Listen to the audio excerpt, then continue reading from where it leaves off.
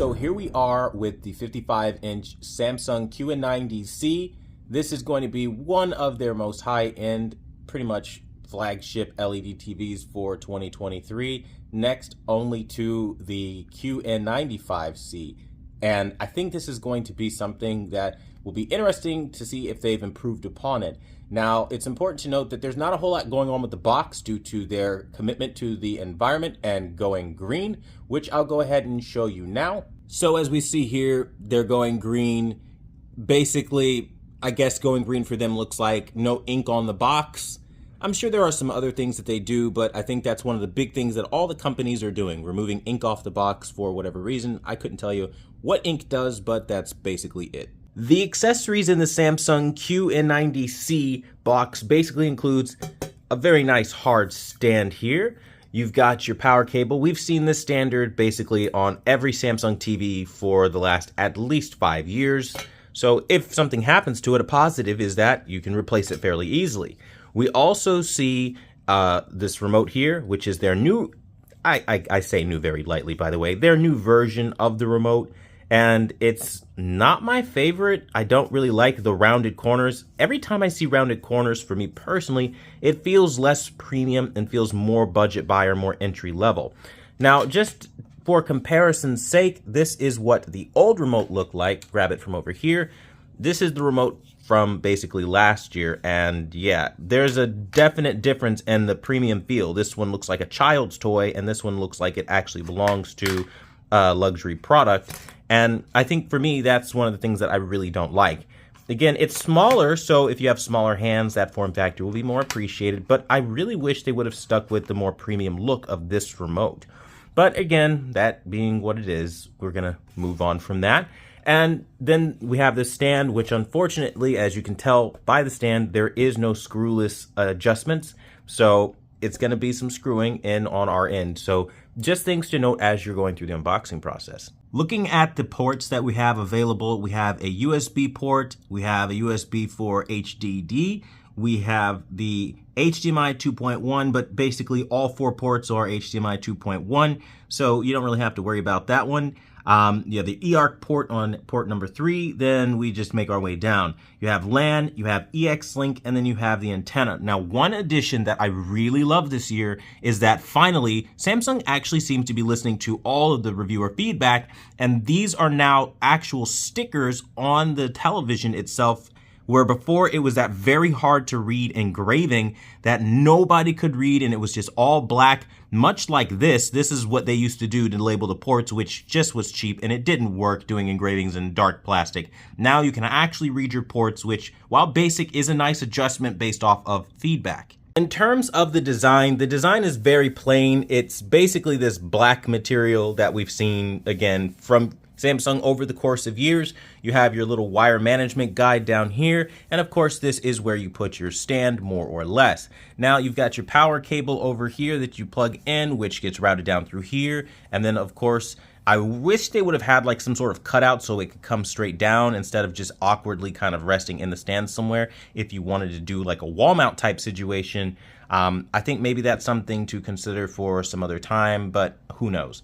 Either way, it's pretty much the same as what we've seen in terms of design. Now we're going to go over how to put together the stand. So basically this piece and this piece, very easy. This obviously goes on top of this and you screw 4 screws in and then 4 screws into the back of the TV. Before you do that, you have to put the base and the stand together. Now you'll notice that you'll see a groove here. You basically just pop this off of the back here and this piece slides off. You don't turn it upside down or anything like that. And then once this is off, then of course you see what you're going to be dealing with. This is why they give you a total of 8 screws, because again, 4 in the back here, 4 in the base stand, and you'll see that you have to drop it down into these little grooves here. And again, it's pretty much self-explanatory from that point. And yeah, that's basically the assembly on that end. So now we turned on the Samsung QN90C for the first time, and we're going to start with a more traditional approach of using our remote versus using the smartphone. So when we select use our remote, then it's going to ask us, do we want basically to hook up any of our HDMI devices? Now, for the purpose of this video, I don't have anything hooked up just yet. That will come later in the review process, so definitely keep it locked for that. Now we're going to go into retail mode, where then we're going to be asked if we want home or retail mode. Now I've selected retail mode. That's not going to destroy anything again. It's just putting it there so we see the store demo. So after that, it's going to ask you about Wi-Fi. I've gone ahead and skipped it since I don't have any intention on putting this online just yet. If at all, we'll see how I feel later on in the review process. Now, this says take your viewing experience to the next level, and they're just basically talking about the automatic features that basically, like for all intents and purposes, is like a light sensor, the adaptive picture, the adaptive voice. These features, frankly, I don't find very helpful, so I typically turn them off.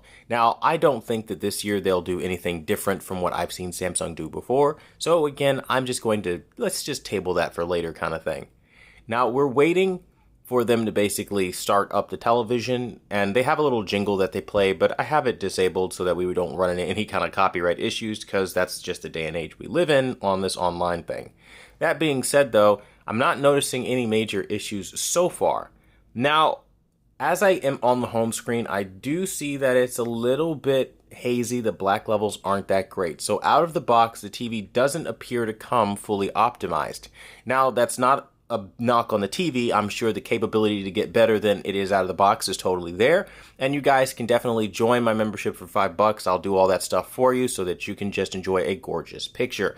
Again, join if you're interested in that. But I think so far what I'm seeing from a uniformity perspective, while not great, definitely is something that maybe down the road we can see something better. And again, I'll keep you posted, and I'm going to wait for the demo to pop up here, and then we're going to join back in. Okay, so now here we are on the demo, and it's really bright, this TV. That's the first thing that I notice. Very, very bright. Almost like overpowering. There's a lot of points where it can be overly bright, I would say. But that's just kind of, I guess, how Samsung likes to do it. And you can probably see a little bit of what I'm talking about, how while you definitely have vibrant color in some areas, you're not necessarily experiencing an optimized picture, because there are some points where highlights get a little overblown and look a little way too bright, like her face there. The overall scene is okay. Black uniformity looks okay here with bright elements on a black background. I don't notice any significant blooming on the Samsung logo as that popped up. That is always one of the biggest things that we always have to check to make sure that there aren't any problems. So from that initial impression that I just got there, I don't see any significant issue. And that's huge, because again, that means that this TV maybe just possibly might do better than last year with the QN90B, which was pretty bad, and then the QN90A before that, again, pretty bad for these kinds of tests with, again, logos, black backgrounds, challenging geometry, things like that. Again, we'll stress test it all the same to see if that's the case, but be that as it may, so far so good. There is totally potential here. This is a very enjoyable brightness level, I would say. So it's just now going to depend on the other parts of the television, which we will investigate in a later video.